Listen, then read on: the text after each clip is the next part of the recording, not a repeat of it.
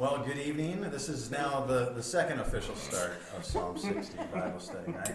And before we look at Psalm 60 together, please join me in prayer.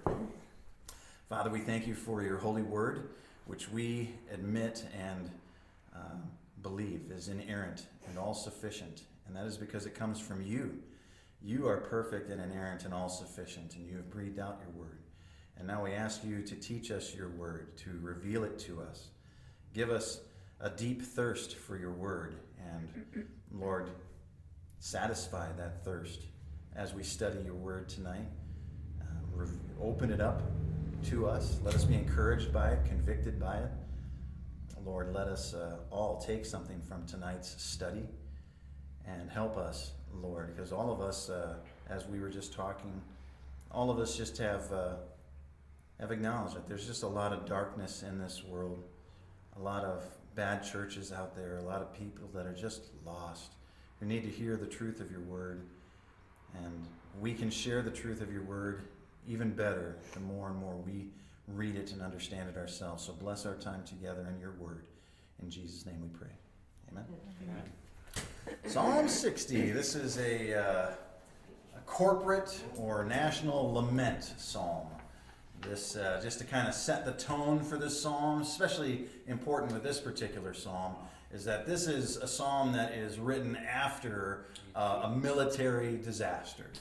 After a military setback, this psalm was written. So this is the idea, right? That, and you can imagine, like as we read through the psalm, you can kind of take maybe parallels to your own life. Maybe you've never had a military disaster, but maybe you have always assumed that, look, I believe in God, I'm on God's side, therefore nothing bad will ever happen to me. I'll never lose a battle, right? And so if you can think of that and relate to that individually, you can imagine how corporately Israel might be feeling that same way or thinking that same way, and how it would rock their world to lose a battle, to have a big military setback, would make them question all kinds of things. And so what basically happens is David is fighting in a northern part of the country, and while that's happening, a bunch of enemies come and attack the southern part of the country. And so this is where the disaster comes about. This is a temporary disaster, though. I would highlight that in your minds, that this is temporary, because eventually David and Israel overcome. They are eventually victorious, but there is a temporary setback. And there is a tendency to falsely teach that, well, if you have enough faith, you'll never have a setback. There's no such things as setbacks. Oh, you must not have enough faith. Yeah. If you've had something bad happen to you, you must have done something to deserve it or not had enough faith. Sin. Oh, yes. As an ex-Pentecostal, I know what you're talking Oh, about. yes. So this is the context of that psalm. So that kind of gives you the idea there. They're feeling abandoned. Then they are reminded of God's control over Israel. And then at the end, like we see in most psalms, they return with a confidence in God. So that kind of gives you context for what we're about to read. Then there's the subtitle, which says, "He will tread down our foes." To the choir master, according to Shushan Uduth, a miktam of David for instruction, when he strove with Aram Naharim and with Ezram Zobah, and when Joab on his return struck down 12,000 of Edom in the valley of Salt. Verse 1, "O God, you have rejected us." There's that feeling, right, of abandonment. Oh God, you have rejected us. You've broken down our defenses. You have been angry. Oh, restore us. You have made the land to quake. You have torn it open. Repair its breaches, for it totters. You have made your people see hard things. You have given us wine to drink that made us stagger. You have set up a banner for those who fear you, that they may flee to it from the bow. Selah. Stopping there, we'll go to question 1. What's the title of this psalm? You have to go to the subtitle to get it. He will tread down our foes. So the title of this poem or this song is He will tread down our foes. You hire a piano player to come and play at your son's bar mitzvah, and he says, "I'll take requests," and you say, "Do you know he will tread down on our foes?" And he goes, "No, but I'll make something up." No, but I can hum a few bars. No, but I can hum a few bars. I wish I would have thought of that. That's even better. You can use it, Michael. No, but if I can hum a few bars. That's good. That's good. What about the second part? So it says, right after that, it says, "To the choir master," and then our question is, what does, according to the Shushan Udith, mean? Is it a melody or a tune? Well, yeah, it could be. Because it's saying to the choir master, right? Here's the title of the song or the poem.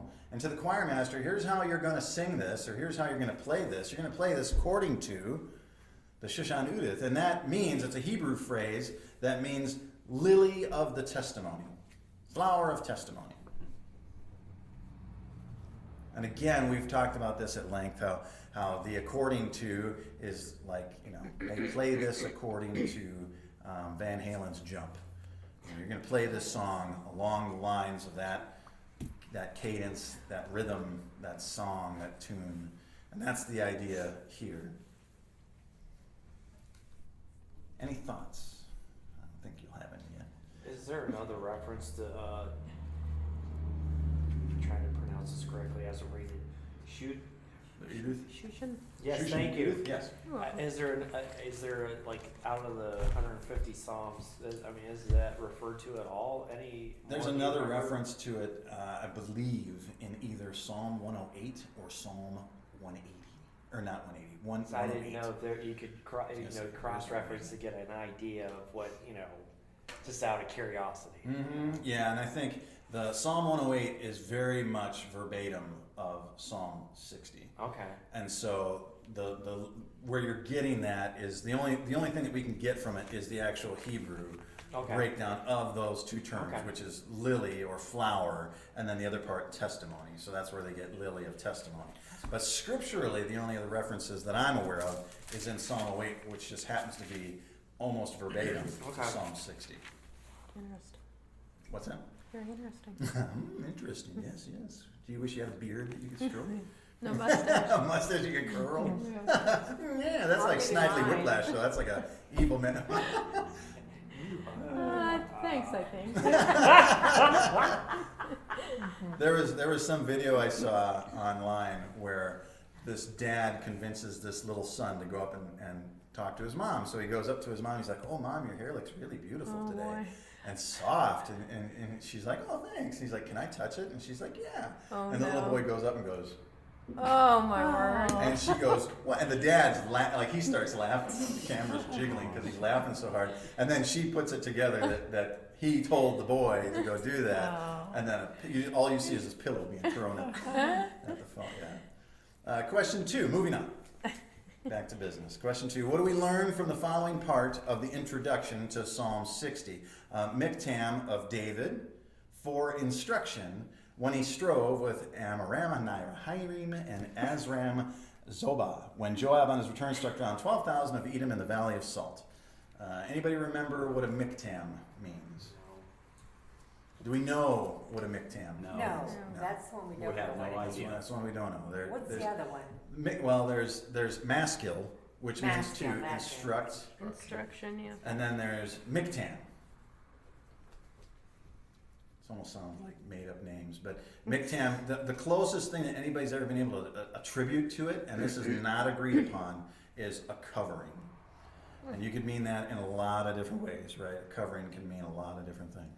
So, but there's not enough information to attribute that to anything. So we move on from that. It's a miktam of David. It's for what? Instruction. Yeah, it's to teach. This is to teach and help others understand how God interacts with his people. This would be very helpful to know, isn't it? We kind of gave the overall context of the psalm. Hey, they're down in the dumps because they've had something bad happen to them. They're questioning everything. They're uneasy. And then at the end, they come back to understand that no, God is still in control and still put their faith and trust in him. And so this is an important lesson because, like we've said, and like Sean pointed out, and like in some Pentecostalism stuff, there is no, don't you dare speak that into existence, anything negative or bad, Yes. because you don't want to show that you don't have enough faith, because then bad things will happen. Power of life and death is in the tongue. Oh, yes. Many falsely exegeted scriptures in those teachings. So yeah, this is to teach for instruction, and then it says when. It gives us an idea of when this is talking about. It's when David strove. The events of the psalm is in 2 Samuel 8 and 1 Chronicles 18. So if you would like to do some additional study on that, that's where you'll find 2 Samuel 8, specifically verse 13. 1 Chronicle 18. And 1 Chronicles 18. 1 Chronicles 18, you said? Yep. And that's the when, right? So sometimes you'll ask yourself contextually who, what, when, why, where. Mm-hmm. This is the when that's being described here, that military defeat and that military victory, the fighting that David's going through. Also, you have at the end of that, after we talk about that, it says when Joab on his return struck down 12,000 in Edom in the valley of Salt. And so this is kind of full circle, right? Oh, there's the talk of the disastrous effect that happened when David was up north fighting, and then the Edomites came in and attacked southern Judah, and it was a disaster. But it doesn't end there. Eventually, God is victorious, right, through what Joab does, smoting 12,000. So it's full circle. So it's, and again, you get a better sense of this as we finish through the whole Psalm 60. You'll see that it comes full circle like that. Question 3. Here's that word context again. Using the context of this psalm, what is happening in verses 1 through 3, and how is the psalmist feeling? Oh, tell me about your feelings, David. Oh, God, you have rejected us. How's he feeling? Rejected. Yeah. You have broken our defenses. You have been angry. Oh, restore us. You have made the land to quake. You have torn it open. Repair its breaches, for it totters. You have made your people see hard things. You have given us wine to drink that makes us stagger. How are they feeling? They're feeling, staggering, Rejected. uneven. When an earthquake happens, how do you feel? So do you feel like you got it all under control, or do you feel Unsure. staggered, unsure, your footing Unsteady. isn't safe, everything's moving? So this is how they're feeling. This is earthquake imagery is always used to highlight insecurity, uncertainty, insecurity.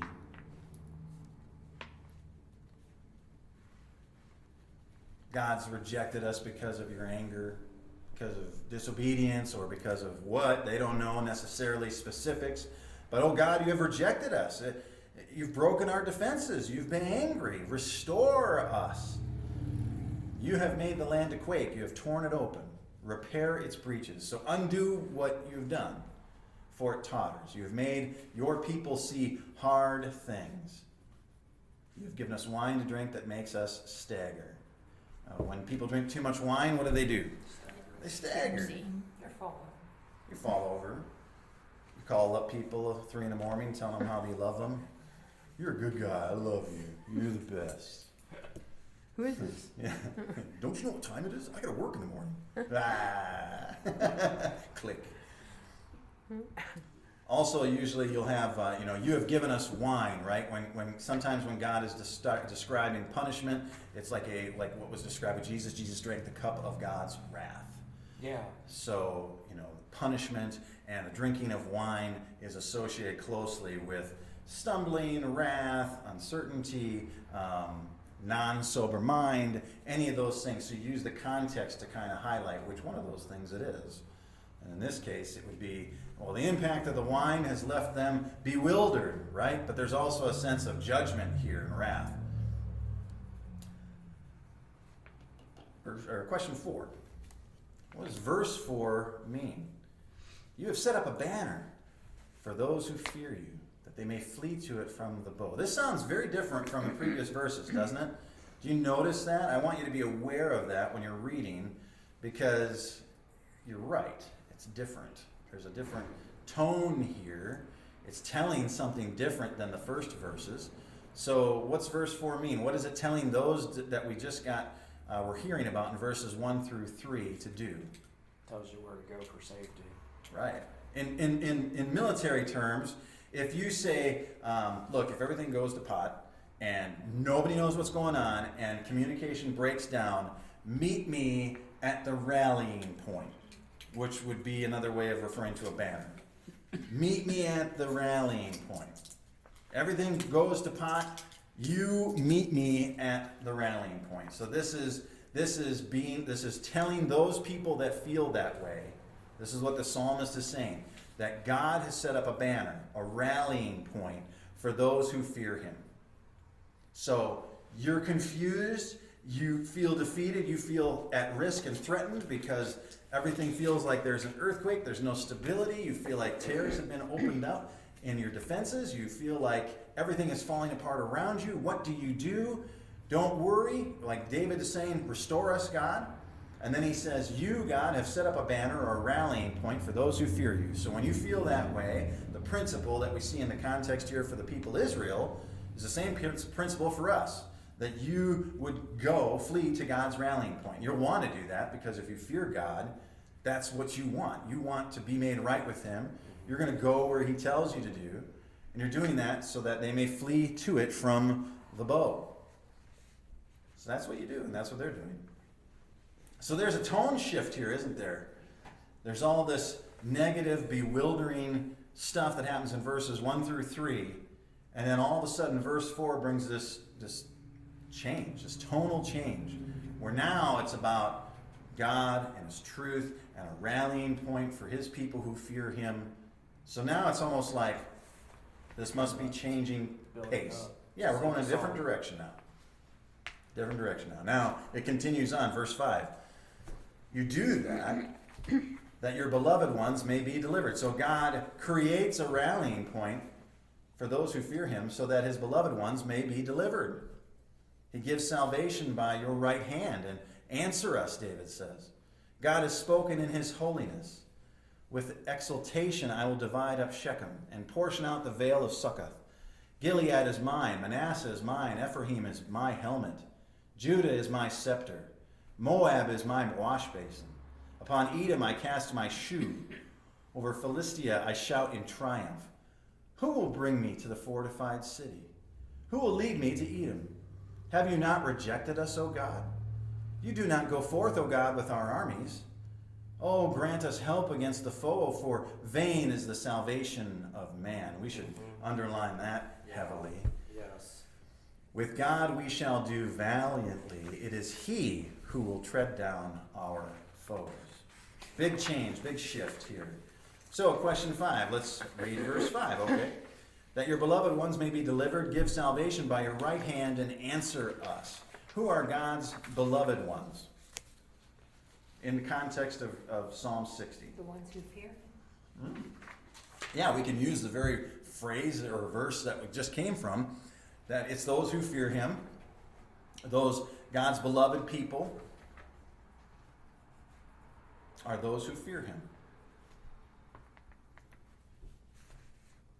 What about, it says that your beloved ones, so those that fear you, may be delivered.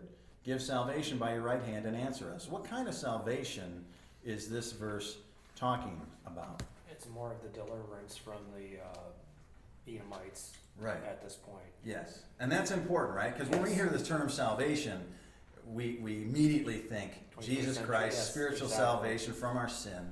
And there is spiritual salvation from our sin, thanks to God, through Jesus Christ. That's absolutely true.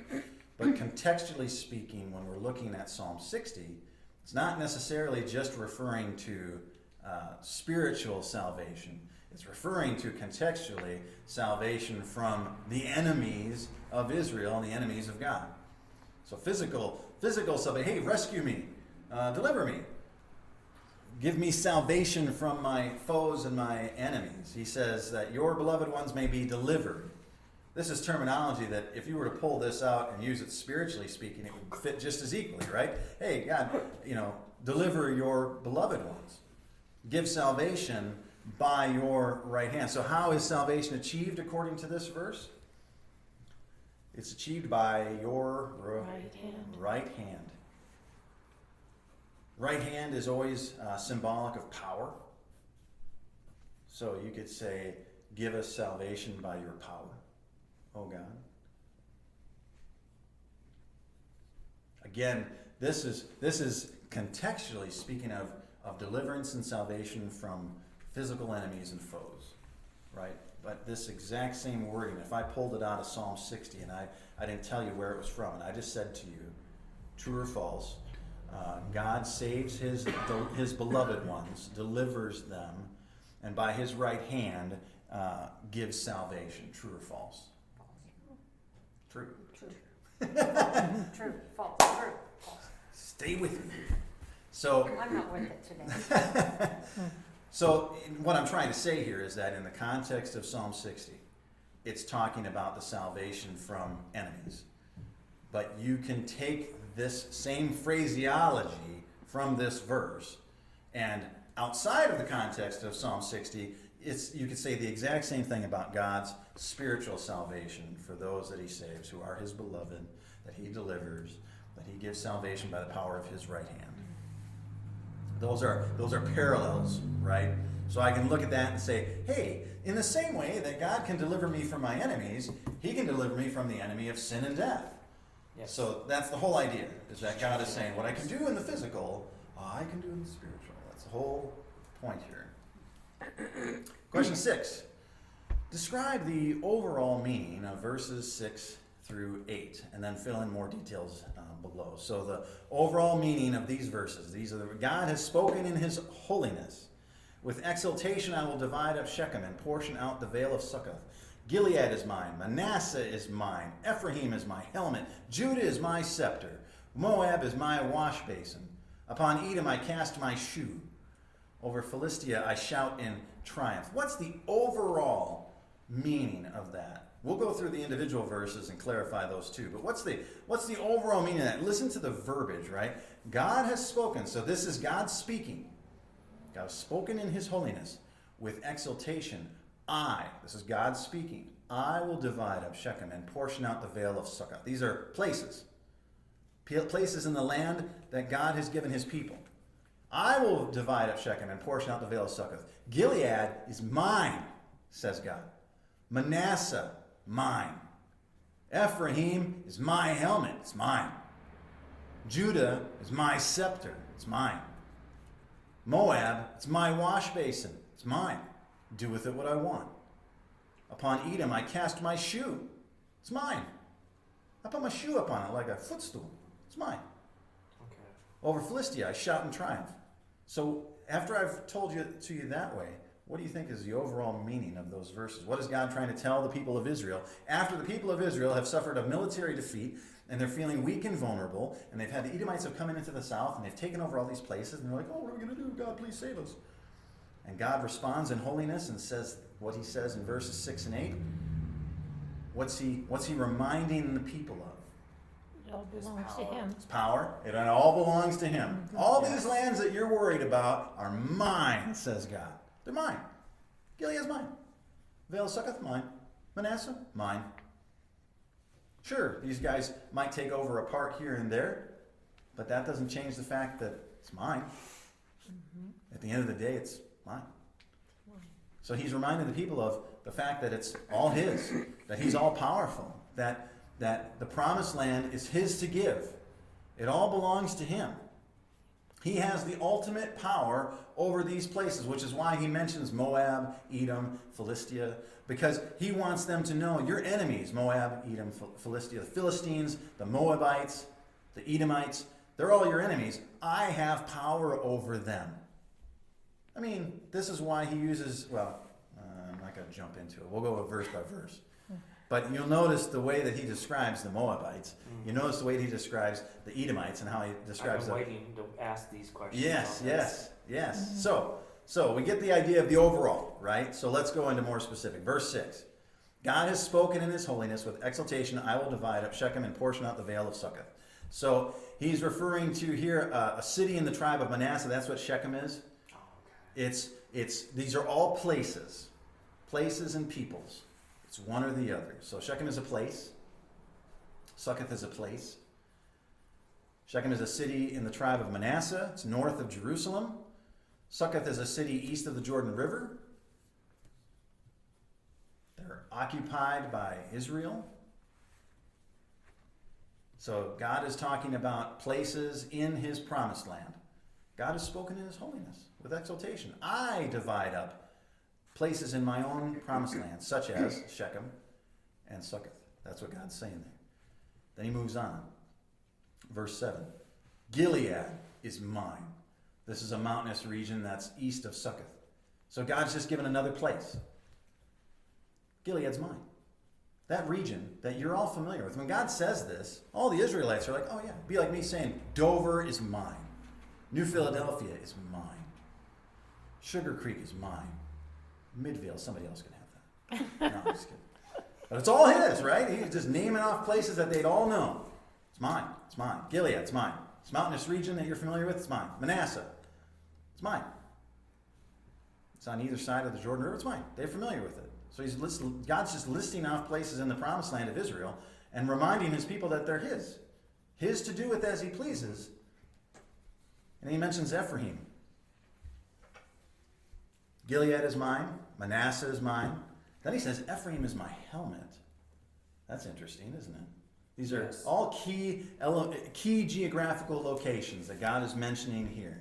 So so we're using symbolism in the Psalms, poetic symbolism. So if I am equating Ephraim with a helmet, what do you think I'm trying to say? It's protected. It's protected, and it's the protector. It was a northern tribe, so it was always fighting. It was it was the northern defense of Israel. Yeah. So Ephraim is my helmet. It's kind of towards the upper part of Israel, so it's like a helmet. It's a defense against all the enemies who want to come down and defeat it. So Ephraim is my helmet. That's what God is saying there. Ephraim is my helmet. So Gilead is mine.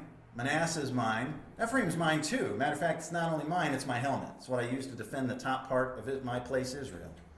And then he says another symbolic mention. Judah. Judah is my scepter. Yes. And what do you symbolically think of when you think of a scepter? King, royalty, right? It's where the land of Israel was governed from.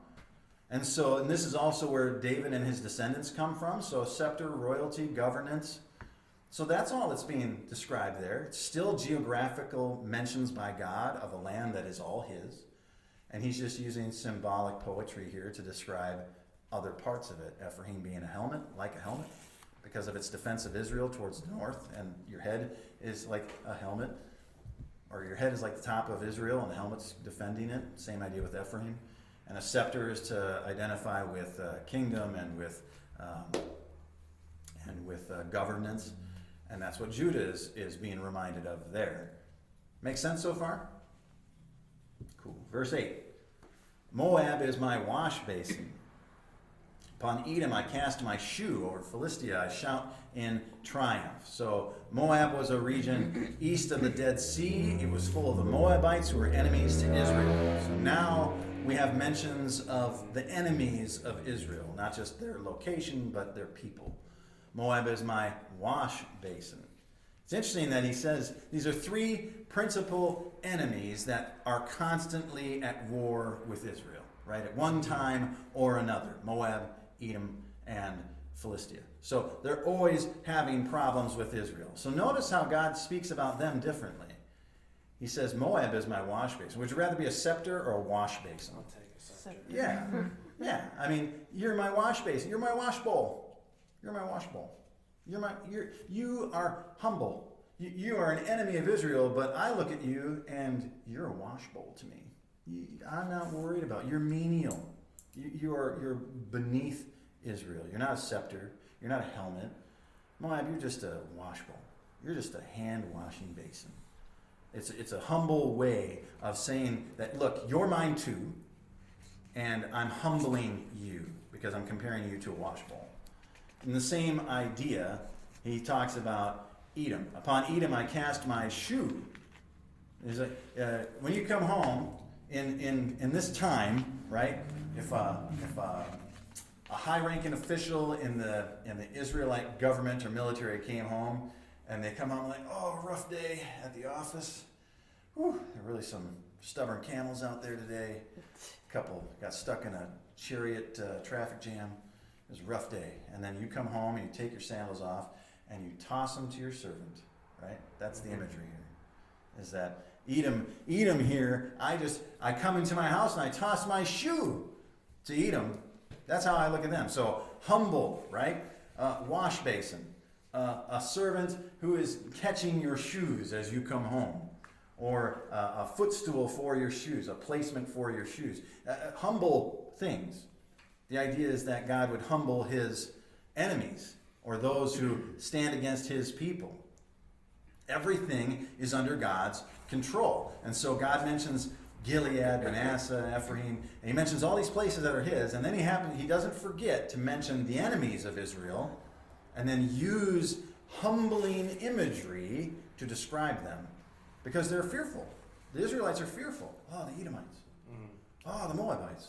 Oh, the Philistines. And God's like, to me, they're a wash basin. To me, that's the people that I throw my shoes to when I come home from a long day. They're nothing. Don't worry about them. They're mine too. And they're lesser than you in my kingdom.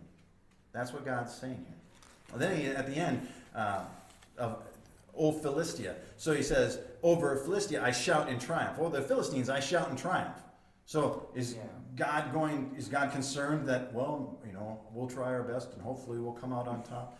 No, God himself is saying, I shout in triumph over the Philistines. I got it. That's what he's saying. Not just a yay, but like a battle cry of victory.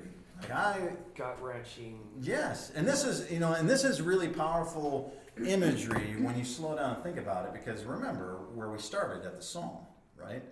Oh, you have abandoned us. Oh, the sky is falling. Oh, there's terrors everywhere. We have been defeated. You have abandoned us. There is no hope, right?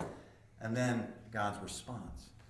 God's response to all of that terror is to say, go to the rallying point, you who fear me, right? You're going to regroup, and when you get to the rallying point, you're going to regroup by what God is telling them here in these verses. Reminding them that everything's mine, I'm sovereign, all the land is mine, I decide what it is and who it goes to and all that stuff. Even your enemies, the land of Moab, the land of the Edomites, the land of the Philistines, that's all mine too.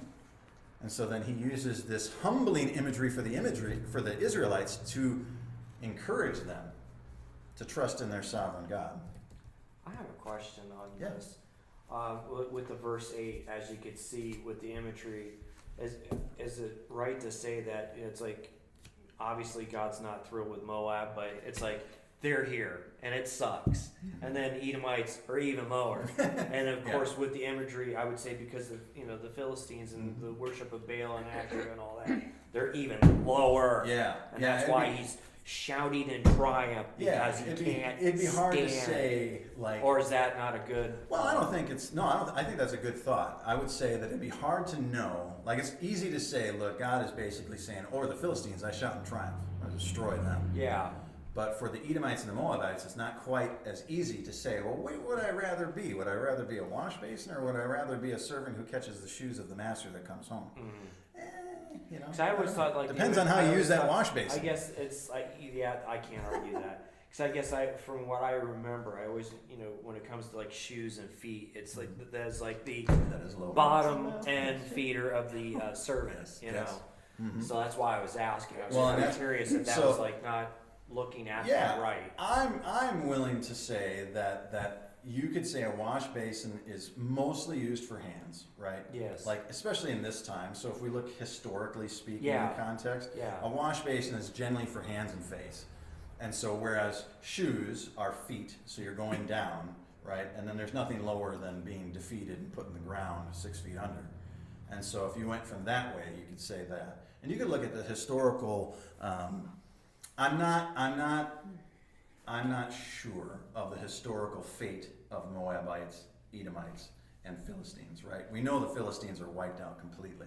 But I would also be curious to look and see, are the Moabites less wiped out than the Philistines? Are the Edomites less wiped out than the Philistines, but a little bit more wiped out than the Moabites. I was gonna say it's been a while since I've touched on a lot of the minor prophets. Don't like some of the minor prophets get into those two groups later? Yes, but even that, Okay. not enough to be able to rank. Okay, Right. gotcha. Maybe historically, All right.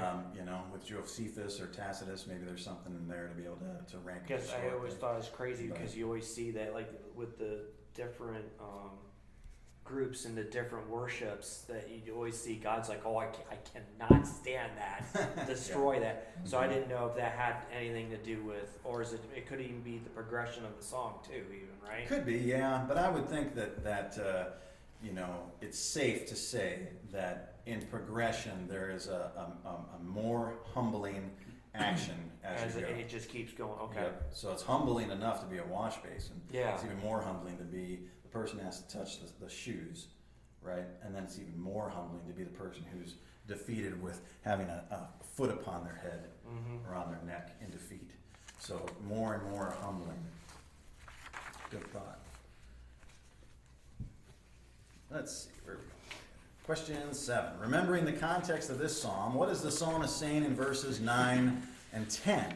Verses 9 and 10 say this: Who will bring me to the fortified city? Who will lead me to Edom? Have you not rejected us, O God? You do not go forth, O God, with our armies.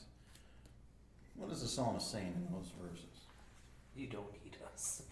You got it. The psalmist is responding to God here, right? God has answered. Remember, God speaks in his holiness. And God just got done speaking when he finished talking about the Philistines. So now the psalmist is now responding back to God here. That's an important thing to note. So now he's responding back to God and say, God, who will bring me to the fortified city? Who will lead me to Edom?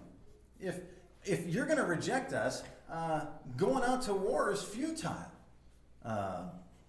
Who's going to lead the people into battle with Edom? Who's going to bring me to their fortified city? Who's going to do it, Lord? Have you not rejected us? See, he's saying like he knows that God, you have to do this, but haven't you rejected us? So who's going to do it? Right? That's what he's saying. Who's going to lead the people? He knows that it has to be God. So he's saying this knowing that. But it's wise to know that, hey, if God rejects me, I have no hope. Yeah. If God's not leading the battle, I do all this for nothing. And so he's wise to think that way. This flushes out more completely when we look at question 8. Read verses 11 and 12. Okay. Oh, grant us help against the foe. The psalmist is still speaking to God. Grant us help against the foe.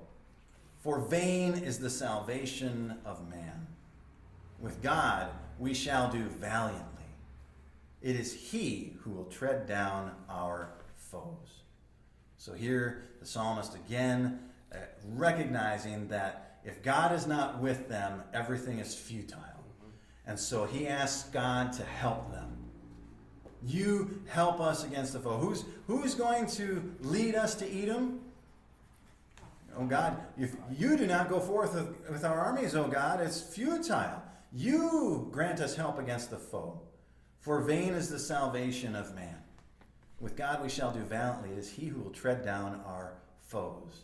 Only God is the one who determines victory. If you're on God's side, it's a lot better place than being on the opposite side. And he knows that. So he's asking God to help them. With you, Lord, we'll do valiantly. God gives the victory, in other words. It's also true when, again, we can say, for vain is the salvation of man. Yeah, it is. That's true in the physical, and it's true in the spiritual, isn't it? If I put all my hope, trust, and faith in my own physical strength, then I can go into battle and I might lose. I have no guarantee of victory because I'm putting all my trust in myself instead of my trust in God. That's physically speaking. But if I put all my trust in God, physically speaking, I can't lose. Because even if God allows me to die, I'm fulfilling God's will. So I'm still winning. Yes. Spiritually speaking, it's the same thing. Salvation of man is in vain, spiritually speaking. Try and save yourself. Do as much as you want. Give as much as you want. Try as hard as you might.